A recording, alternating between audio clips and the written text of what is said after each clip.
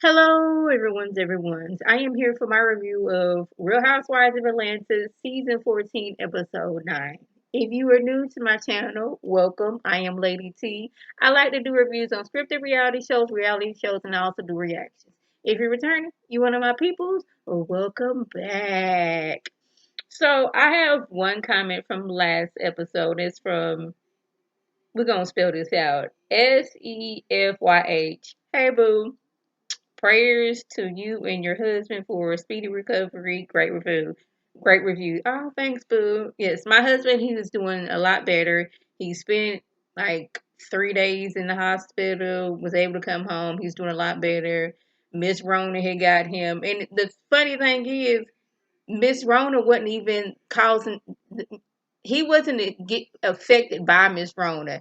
It's Miss Rona affected his multiple sclerosis, which made his legs get out, him going to the hospital, him needing to do a little physical therapy. Like he wasn't feeling the symptoms of Miss Rona. It's just that Miss Rona, doggone it, and like flared up his symptoms from his multiple sclerosis. But he is doing so much better now. He was out for 2 weeks, doing much better, and we are happy for that. Now let's get into this review because the first half I could have done without.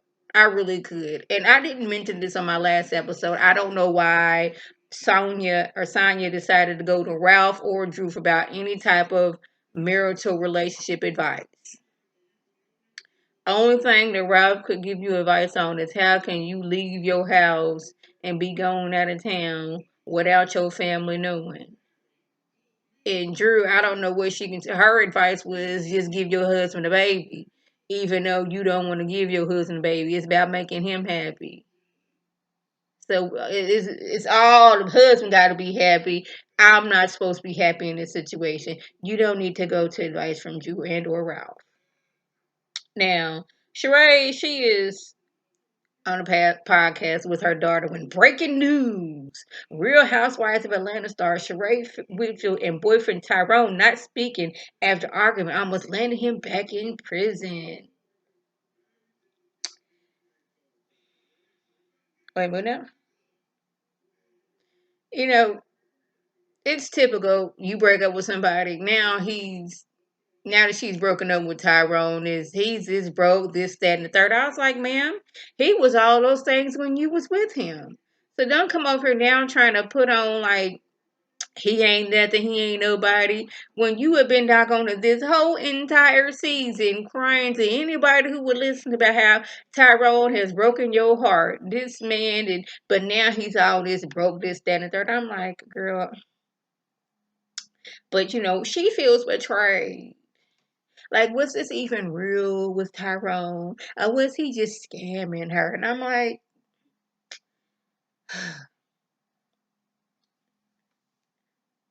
this is what we're doing, Sheree. You came on this show. You wanted to get your Sheba Sheree on. You was wanting to get these six-figure doggone divorce element from your ex-husband.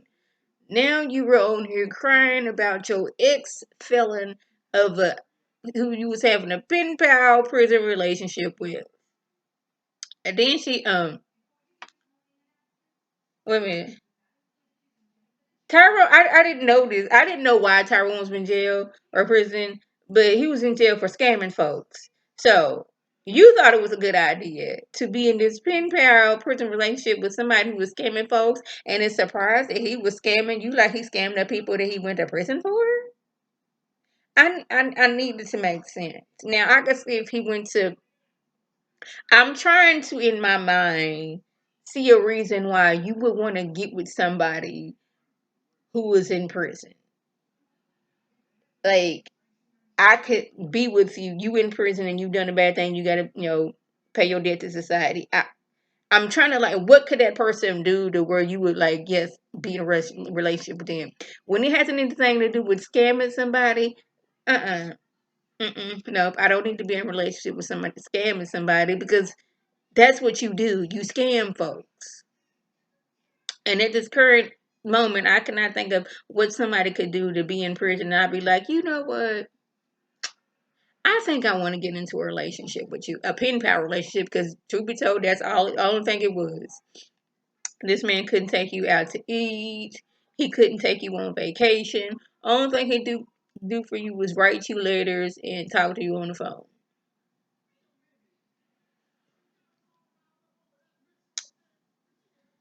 Drew and her mom discussed Ralph adopting her oldest son. They've already changed her oldest son's last name into Ralph's last name, but Ralph is telling her it's out of respect to Josiah's biological father that he has not adopted him. Now, mind you, Josiah's biological father is not in his life. Seems like he doesn't want to be in his life. So I don't know why Ralph doesn't want to adopt him.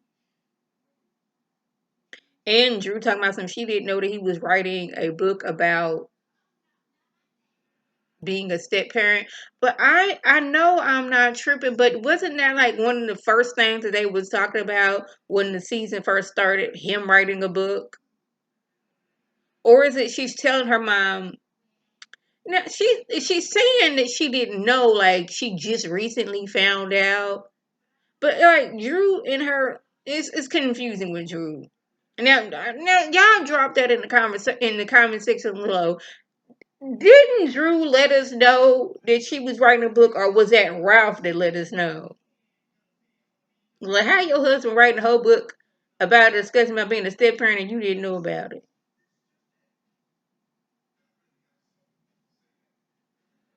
So Marlo, she is going ahead and purchasing furnishings for her home that she is building. The house is gonna be ready in like 12 to 14 months. But since we in a panorama, things are being slow to build, being slow to ship.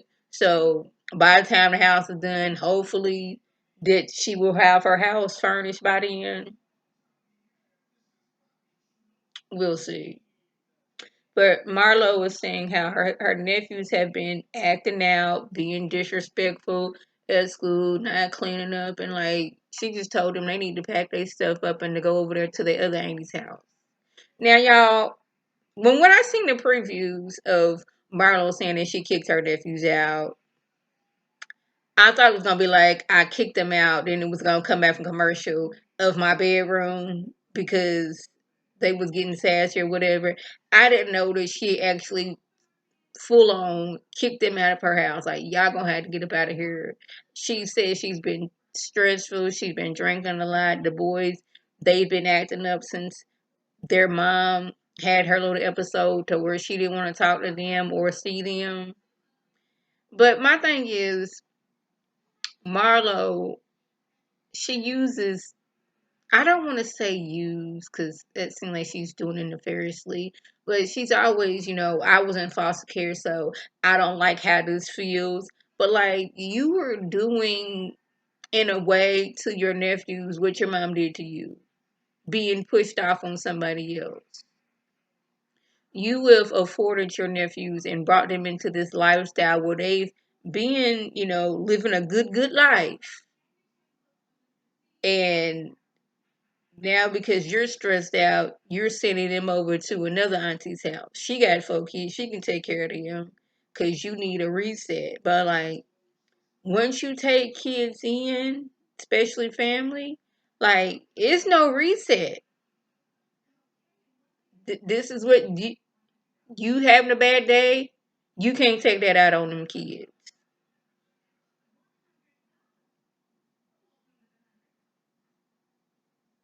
So, Sheree is having what I like to call I was a pen pal. I was in a pen pal relationship with a dude in prison, and he turned out to be not what I wanted him to be. So I'm having a party to make myself feel better. That's basically what this is. I need a pity party because I believed in this dude that be scamming folks, and he turned out to be scamming me. Just using me while he could, while he was in prison. Now that he's out of prison, he's a whole new person. He's displaying a whole new person. But that to me, he been that whole person this whole time. But anyways, Sheree's friend that was dropping a bomb about about Ralph, saying is now saying that Drew and Ralph have like 12 aliases, and one that Ralph's alias is Danielle. And I was like, she's on the verge of being almost obsessed with Drew and Ralph at this point. That's what it's coming off to me. But Kenya, she didn't have a few drinks in her system, and she is drunk so much to where she's like, "I gotta answer this question: Is my wig on straight?" Like drunk Kenya was hilarious to me. Like, and next thing you know, they had Sheree in this flowy robe, and she was like squatting over an incense to like cleanse everything out. And I wasn't sure what was going on. Drew's like, hi, rebuke these. So she was over there eating her food. I would have just been over there eating the food because like that food looked delicious. It did. Like, I'm not one of those people like where we out and I'm eating cute foods. No, you gonna see me eat. I'm one of those people when like we had like a birthday party or something and like everybody didn't wait in line and got their food. If I see somebody else go up for seconds, I was like, okay, that's my turn. I can go up for seconds too. That's me at the party. That is me. Yeah, I was just cracking up with Drunk Kenya because she at one point was like running around and and Candy and Sheree was trying to catch her because she was just running around just wildly. And she's not even paying attention to Marlo throwing shade at her about Mark. She like walked up to the camera all close and everything, and I was like, Kenya's drunk. And she's like, or she's not caring about anything drunk, and it was hilarious to me. Like the last maybe after we got to the Sheree's pity party, that's when the episode picked up for me, and I appreciated it, and I really appreciated Drunk Kenya. I really did. So y'all, that was a just. If I left anything out, by all means, leave a comment below. If you are new to my channel, welcome. Feel free to subscribe. It's free all day, every day, for 99. Make sure your notifications are on so my beautiful face with a video. You can click on it, you can like it, and share with your people, and you can come over and be one of my people. If you're already one of my peoples, welcome back. Y'all know what to do. And tell your people to tell their people to come over and be one of my people by clicking that icon above. This is Lady T signing off. Have a good one.